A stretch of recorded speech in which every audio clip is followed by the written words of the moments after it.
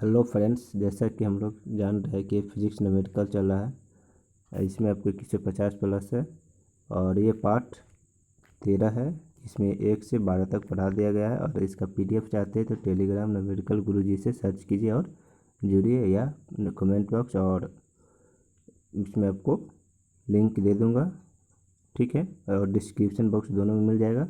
चलिए स्टार्ट करते हैं, इससे अगला पार्ट होगा। ठीक, चलिए। यहाँ से 98 नंबर होगा, 97 तक मैं पढ़ा चुका हूँ।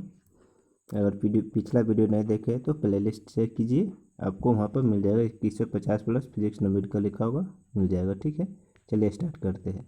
कहता है कि समय टी के दौरान तार में विद्युत धारा के द्वारा उत्पन्न ऊष्मा का निर्धारण द्वारा किया जाता है। आप जाने होंगे, पढ़े होंगे हीट में, यानी कि उसमें प्रभाव में H बराबर होता है ऊष्मा त्याग बराबर I² RT। यह फॉर्मूला जहाँ पर है देखिए, वही से इसका बन जाएगा। ठीक है क्वेश्चन, तो इसका आंसर होगा आपको B, I² RT।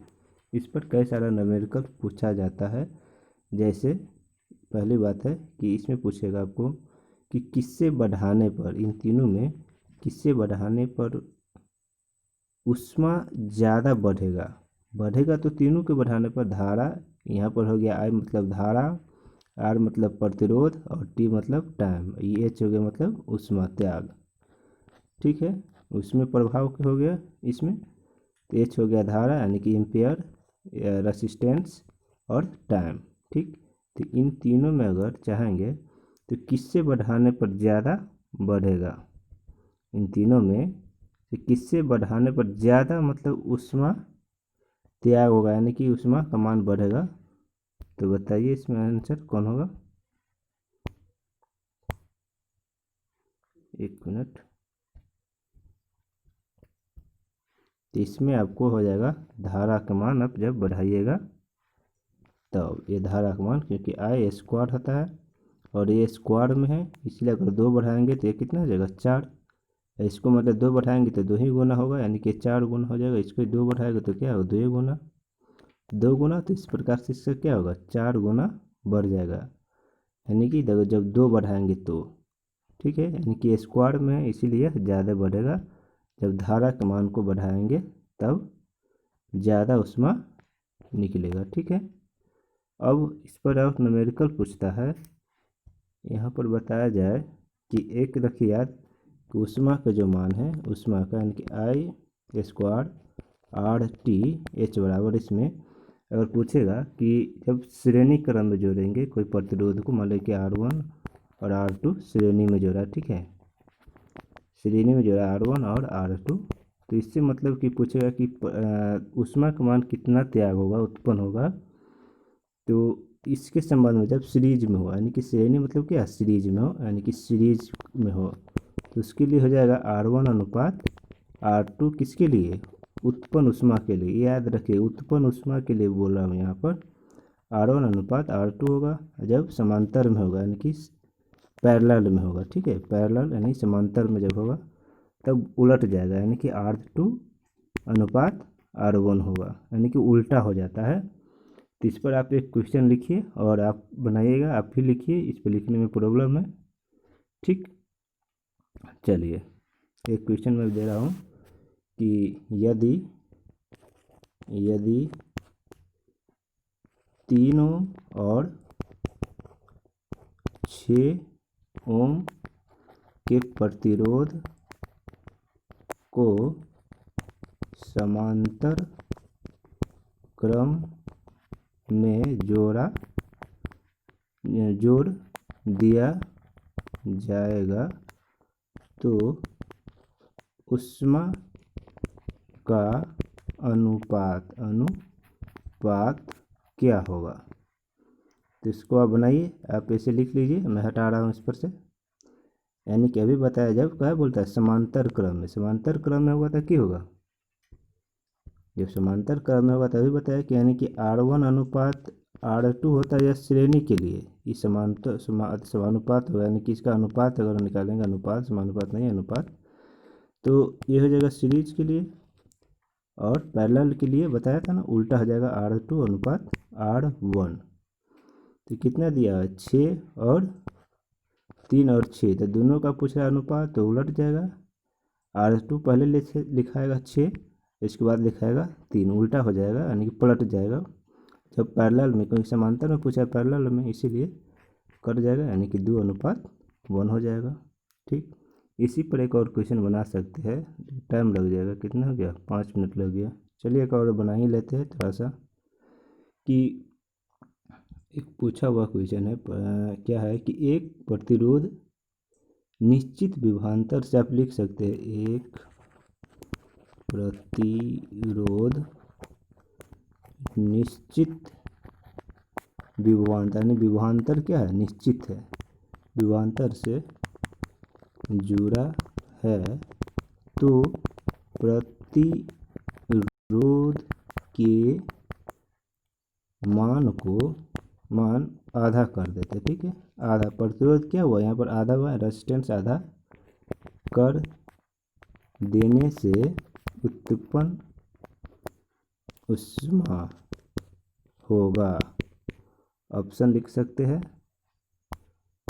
ऑप्शन लिखिए, एक में 2 गुना, बी में 1/2 गुना, सी में 4 गुना और डी में 1/4 गुना, यानी कि 1/4 गुना। ठीक है, तो आप इसे लिख सकते हैं। ठीक, तो बताइए इसमें कौन होगा। एक बार मैं क्वेश्चन फिर बोल देता हूँ, आप शायद लिख सकते हैं। एक प्रतिरोध निश्चित विभवांतर से जुड़ा है, एक प्रतिरोध निश्चित विभवांतर से जुड़ा है, तो प्रतिरोध के मान आधा कर देने से, तो प्रतिरोध के मान आधा हाफ कर देने से उत्पन्न त्वरण क्या होगा। ठीक है, चलिए आते हैं अब सॉल्यूशन की ओर। कह रहा है जब प्रतिरोध को आधा कर दे, यानी कि रेसिस्टेंस को 1/2 कर दिया। ठीक है, विभवांतर कांस्टेंट है, यानी कि विभवांतर को नहीं बदला गया है। ठीक, तब क्वेश्चन पूछ रहा है, जब हम लोग जानते हैं जब प्रतिरोध को आधा करेंगे तो धारा क्या होगा, 2 गुना। प्रतिरोध को, जब प्रतिरोध किसको कहते दिया है, प्रतिरोध जो मतलब धारा को रोकने वाला, जब रोकने वाला कम हो जाएगा तो बढ़ेगा। जब प्रतिरोध का मतलब है रोकने वाला, धारा मतलब से प्रवेश करके से बाहर निकलना चाहता है, अगर इसी को हम आधा कर देंगे तो प्रतिरोध चाहेगा जल्दी निकल जाएगा। उससे क्या बोलते हैं, 2 गुना हो जाता है। जब उसका आधा कीजिएगा तो ये 2 गुना होता है। तो ये क्या हो जाएगा, आर बराबर हो जाएगा 1, अथवा आर बराबर हाफ 1/2, और एम्पियर हो जाएगा 2 एम्पियर। देन फार्मूला से पुट कीजिए, H बराबर I² RT। पुट कीजिए वैल्यू यहाँ पर, टी से मतलब नहीं लेना है क्योंकि टी यहाँ पर कांस्टेंट है, टी नहीं दिया है। तो एच और आर में मान रखेंगे तो क्या होगा, आई का मान क्या है, 1/2 I² होता है। H बराबर I² RT, यानी कि 2 का स्क्वायर गुने फिर एम्पियर के मान कितना, हाँ गलत हो गया, एक मिनट उल्टा पुल्टा लिखा जाता है, एक मिनट। चलिए, यानी कि H बराबर होगा I² RT। ठीक, तो टी को हटा दीजिए यहाँ से, टी इसमें है नहीं दिया, तो टी कांस्टेंट लेंगे। H का मान 2, यानी कि 2 का स्क्वायर करेंगे गुने आर का मान कितना 1/2, यानी कितना हो जाएगा 4, 2 का स्क्वायर 4 और 1/2, 2 से 2 कट जाएगा, यानी कि 2 बराबर कितना हो जाएगा 2 गुना। ठीक, जब धारा को मान, जब प्रतिरोध को आधा करेंगे, प्रतिरोध को जब आधा कर रहे हैं यहाँ पर, प्रतिरोध को आधा करेंगे तो धारा क्या हो जाएगा, इसमें दिया नहीं धारा की कितना गुना होगा, तो अपने से आप सोचना होगा यहाँ पर कि जब भी धारा को आधा करते हैं तो जैसे क्या बोलते हैं, प्रतिरोध को जब भी आधा करेंगे तो धारा का मान 2 गुना होता है। V बराबर IR से भी पुट कर लीजिए, आई का मान क्या रखिएगा यहाँ पर, धारा आधा कीजिएगा तो इधर चला जाएगा गुना में, यानी कि 2 R समानुपाती हो जाएगा। तो इसे कांस्टेंट करके हटाइएगा तब क्या हो जाएगा, आई का मान 2 गुना। जैसे में इसी बताएंगे फिर टाइम लगा, V बराबर क्या होता है IR, एक मिनट, V बराबर होता है IR। तो हमें निकालना है, प्रतिरोध का मान दिया है तो इधर ले जाइए, I बराबर क्या लिख सकते हैं, V/R।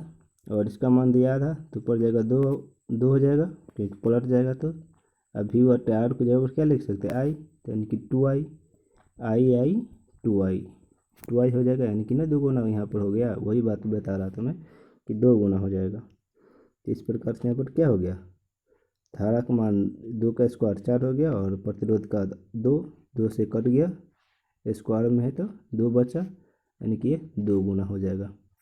चलिए इस पर और रहने दीजिए, यहीं पर आगे चलते हैं अगला क्वेश्चन की ओर, नहीं तो इसमें इसी में 10 मिनट हो गया। चलिए आगे चलते हैं। चलिए अगला क्वेश्चन की ओर, इसमें फिर समय लग जाता है तो जल्दी से देखिए कि कह रहा है कि एक लेंस की पावर -2 डायोप्टर है, 2.5 डायोप्टर है और इस लेंस का प्रकार और इसकी फोकस लंबाई क्या हुई। तो समझिए कि माइनस है, माइनस किसके लिए होता है, अवतल के लिए होता है, अवतल लेंस। लेंस मतलब अवतल, समझते नहीं, ये होता है अवतल लेंस।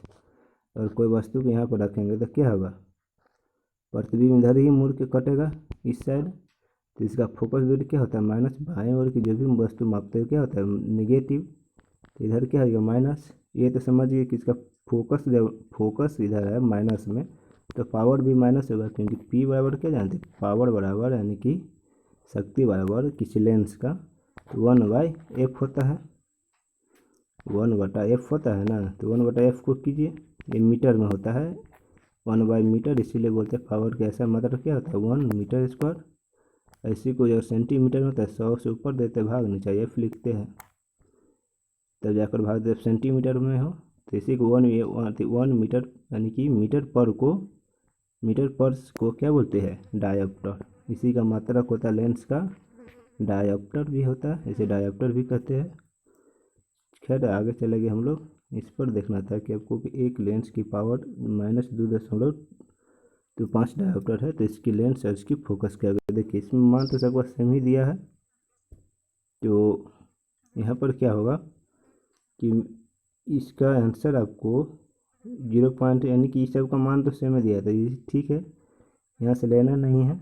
अब देखना है कि क्या सब का मान सेम है तो मतलब कि होगा वहीं, इनके आप भागो देकर देख लीजिए, और आप भाग देना चाहते तभी हो जाएगा।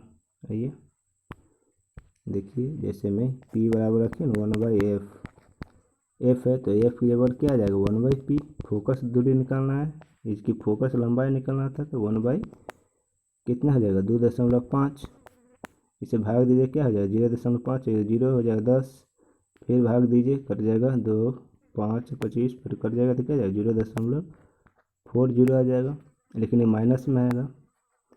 तो ये जानिए ना कि उत्तल यानी अवतल दर्पण की जो होती है फोकस दूरी वो नेगेटिव होता है, इस साइड होता है। तो इस प्रकार से इसका आंसर हो जाएगा आपको सी। दोनों एक ही रंग के, एक हटा दीजिए, दोनों ऑप्शन देखते दोनों एक ही रंग के दे दिया है तो कोई एक आंसर ले लीजिए, सी ले लीजिए, यानी कि -0.40 मीटर और अवतल दर्पण। चलिए इसमें तो और कुछ बन सकता है, अवतल दर्पण का उपयोग इसे बहुत टाइम लगेगा। आगे चलते हैं अगले क्वेश्चन की ओर।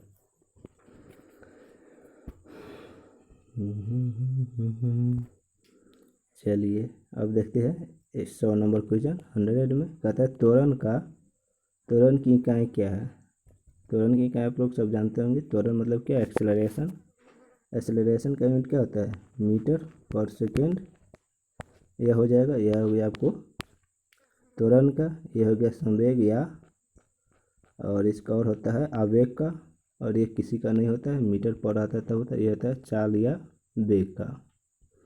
ठीक है, क्योंकि जानते हैं त्वरण बराबर v/t, यानी कि v माइनस यू तो दोनों वेगे होगा, तो इसका होता है मीटर पर सेकेंड, और एक फिर सेकेंड जाएगा यानी कि मीटर पर सेकेंड, और फिर ऊपर जाएगा तो फिर पर सेकेंड स्क्वायर, इसी को लिख सकते हैं मीटर पर सेकेंड स्क्वायर। ये त्वरण का मात्रक हो गया। संवेग का यही है, ये भी संवेग का बी नंबर भी संवेग का मात्रक है, और आवेग का भी p बराबर क्या जाता है संवेग p बराबर mv। मास का जानते हैं kg, और वेग का जानते हैं मीटर पर सेकेंड। तो क्या हो गया p यानी कि संवेग बराबर मोमेंटम बराबर इसका kg मीटर पर सेकेंड हो गया। और चाल को तो जानते ही हैं, चाल बराबर दूरी बटे समय, दूरी बटे समय होता है चाल बराबर, तो दूरी का मीटर और टाइम का सेकेंड, तो क्या हो जाएगा मीटर पर सेकेंड। इस प्रकार से आप निकाल सकते हैं। चलिए अगला क्वेश्चन की ओर। तो इसका आंसर आप समझ गए ना, कौन है ए। चलिए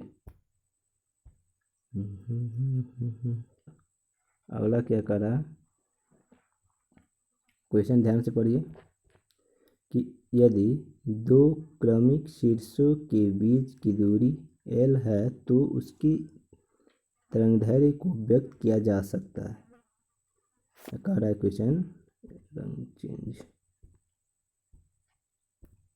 कह रहा है कि जैसे ये है, ठीक है, वेव के बारे में, तरंग के, कि दो शीर्ष जानते हैं ना, इसे चला, तो ये कैसे बोलते हैं शीर्ष, इसको बोलते हैं गर्त, या इसको बोलते हैं श्रृंग, और इसको बोलते हैं गर्त, ठीक है, श्रृंग और गर्त, इनके बीच यानी कि दो श्रृंग या दो गर्त, इन दोनों के बीच की दूरी को क्या बोलते हैं, इन दोनों के बीच की दूरी को लैम्डा, लैम्डा मतलब तरंगदैर्घ्य, और इससे बीच की दूरी को भी तरंगदैर्घ्य बोलते हैं।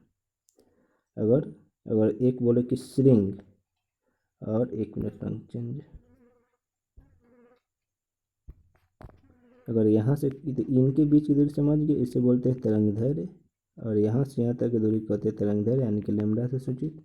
अगर बोलता है क्वेश्चन इधर दो, क्या बोला, दो क्रमिक शीर्षों, शीर्ष मतलब ये शीर्ष और ये शीर्ष, इन दोनों के बीच की दूरी को यानी कि लैम्डा, यहाँ पर एल माना है तो मान लीजिए एल है, ऐसे लैम्डा होता है, यहाँ पर एल दिया है क्वेश्चन में तो मान लीजिए एल है, तो इसका क्या हो जाएगा एल है, तो उनकी तरंगदैर्घ्य व्यक्त किया जा सकता है तो एल द्वारा, इसमें जो बी आंसर होगा इसका एल द्वारा, ठीक है।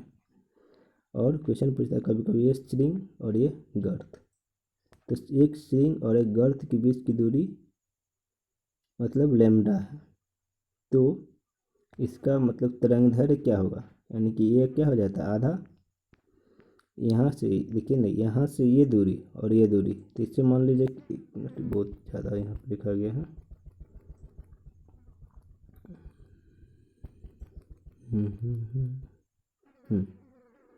तो यहाँ से अगर दूरी पूछ देगा कभी कभी कि ये दूरी है यहाँ से, ठीक है, एक श्रृंग और एक गर्त, एक श्रृंग और एक गर्त के बीच की दूरी क्या होगी लैम्डा में, यानी कि लैम्डा है, तो इसके बीच की दूरी यानी कि लैम्डा, यानी कि तरंगदैर्घ्य पूछेगा कितना होगा तो 2 लैम्डा होगा, यानी कि एक लैम्डा ये और फिर एक लैम्डा ये, यानी कि एक लैम्डा 2 लैम्डा, यानी कि 2 लैम्डा हो जाएगा।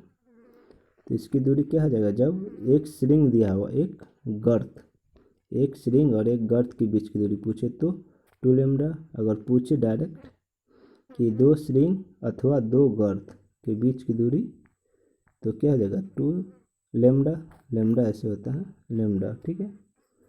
और एक और क्वेश्चन होता है तो लंबा बन जाएगा फिर बनाने में, एक होता है निष्पन्द, एक होता है प्रस्पंद, तो इसमें तो और लंबा हो जाएगा टर्म, इसमें जो होता है होता है एक निष्पन्द एक प्रस्पंद, इस प्रस्पंद बोलते हैं जिसमें ये है, तो इसको बोलते हैं यहाँ निष्पन्द, और इसकी जो छोटा दूरी है नीचे जिसको बोलते हैं प्रस्पंद, यानी कि 1 2 3 4, यानी कि 1 2 3 4, यानी 4 भाग मिलेगा तब जाके यहाँ पर बनेगा लैम्डा, यानी कि एक निष्पन्द एक प्रस्पंद, एक निष्पन्द यानी कि दो निष्पन्द के बीच की दूरी अगर पूछेगा तो 4 लैम्डा हो जाएगा, यानी कि 4 यानी कि 4 गुना करेंगे लैम्डा से तब जाकर बनेगा। तो ये सब लंबा है, इसको मैं कभी बता दूंगा क्योंकि इस पर घच्चर बजर बहुत हो रहा है, इस पर पता नहीं चलेगा सही से, तो कभी फुर्सत मिलेगा तो सही से पूरा इस पर वीडियो बना दूंगा और समझ जाइएगा। इसमें बहुत सारा क्वेश्चन बनता है, एक निष्पन्द दो प्रस्पंद के बीच की दूरी है, एक पूछता है कि दो लगातार, एक मिनट बता देता है क्वेश्चन, और क्वेश्चन था कि दो लगातार प्रस्पंद और एक निष्पन्द के बीच की दूरी होता है, पूछा था क्वेश्चन कि दो लगातार प्रस्पंद और एक ही निष्पन्द होना चाहिए, निष्पन्द के बीच की दूरी क्या होता है, यानी कि एक होता है लैम्डा, लैम्डा बाई 2 बी में लिख लीजिए, 3 में लीजिए, लैम्डा बाई 2 इनमें से कोई नहीं, तो इसका क्वेश्चन बन जाता है आपको, यानी कि एक हो या ये और ये इस टाइप में, यानी कि दो निष्पन्द पूछा ना, 2 प्रस्पंद, तो ये होगा 2 प्रस्पंद और यहाँ पर बन जाएगा 1 निष्पन्द। तो इसमें क्या बन जाएगा, यानी कि 1 2 3, 1 2 3 भाग, हाँ इसमें 2 बन जाएगा, यानी कि 1 ये हो गया और 1 ये, तो ये हो गया कितना 2। तो इसमें जानते क्या होता है λ/4 और 1 2, यानी कि 1 और 1 2 बना, तो कितना लिख सकते 2 गुना, तो 2 गुना लिखे तो 2 से 2 कट जाएगा, तो कितना हो जाएगा 2, यानी कि h/2 हो जाएगा, यानी कि λ/2 इसका आंसर हो जाएगा। खैर इसका अगर नहीं समझे तो मैं अगला वीडियो लाऊंगा तो बता दूंगा, इसमें बताने में भी सुविधा नहीं हो रहा है, लिखने में कॉपी पर बताना होगा सही से। चलिए अगला क्वेश्चन की ओर चलते हैं। चलिए अगला क्वेश्चन की ओर देखते हैं, ध्यान दीजिए। 102 है, लास्ट क्वेश्चन यही रहेगा आज। चलिए कह रहा है कि वेग और समय के बीच को संबंध को दर्शाने वाले निम्न में से कौन सी है, यानी कि वेग समय यानी कि टाइम एंड वेलोसिटी में आपको संबंध बताना है, रिलेशन कि क्या होता है। यानी कि देखिए ये हो गया, मतलब ये तो होता है नहीं, ये तो गलत है। ये हो गया पहला समीकरण गति का, ये हो गया दूसरा और ये होता है तीसरा। ठीक है, इन सब में क्या करिए u बराबर 0 पुट कीजिए और इसमें हो जाएगा a बराबर 0 पुट कीजिए, जो संबंध आएगा वही इनके बीच होगा। जैसे मान लीजिए कि मैं पहला समीकरण लेता हूँ, तो इसमें क्या है, ये था a 0 हो जाएगा और ये u 0 हो गया, तो क्या बचेगा v और t। तो v मतलब क्या वेग और ये t है तो क्या हो जाएगा समय, यानी कि वेग समय में क्या संबंध है, वेग बचा और ये टाइम बचा, यानी कि वेलोसिटी टाइम। तो इन दोनों में रिलेशन क्या है, वेग समय का पहला समीकरण में, तो इसका आंसर अभी बन गया, यही हो जाएगा डी हो जाएगा आंसर इसका।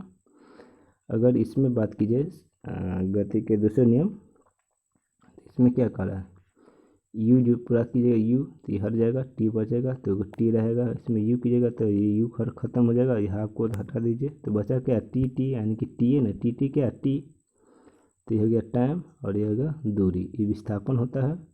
तो इसमें क्या हो जाएगा विस्थापन और समय, तो दूसरा बन जाएगा, लिख लीजिए, दूसरा में हो जाएगा समय और विस्थापन, दूसरा में, पहला समीकरण में आपको हो जाएगा क्या चीज़ वेग समय और दूसरा में समय विस्थापन, तो तीसरा में देखिए इसमें आप u पुट कीजिए तो 0 हो गया और इसमें a पुट कीजिए क्या हो जाएगा SV, यानी कि ये होगा विस्थापन और ये हो जाएगा वेग। ठीक, ये होगा तीसरा हो गया विस्थापन वेग, दूसरा हो गया क्या विस्थापन समय और ये हो गया वेग और टाइम समय। इसका आंसर क्या हो जाएगा आपको डी। रहने दीजिए इतना ही वीडियो में, अगर वीडियो अच्छा लगा तो लाइक सब्सक्राइब शेयर जरूर कीजिए और टेलीग्राम से जुड़िए, न्यूमेरिकल गुरुजी सर्च कीजिए या मैं क्या बोलते हैं कमेंट बॉक्स में लिंक दे दूंगा और वहाँ सब ज्वाइन कर सकते हैं। वहाँ पर बहुत सारा PDF अपलोड है, इस बुक का भी है और आने वाला बुक का कई PDF भी अपलोड होगा और कई सारा अपलोड है, साइंस टेस्ट सीरीज फलाना चलना बहुत है, आप वहाँ से देख सकते हैं। वीडियो देखने के लिए बहुत बहुत धन्यवाद। चलिए।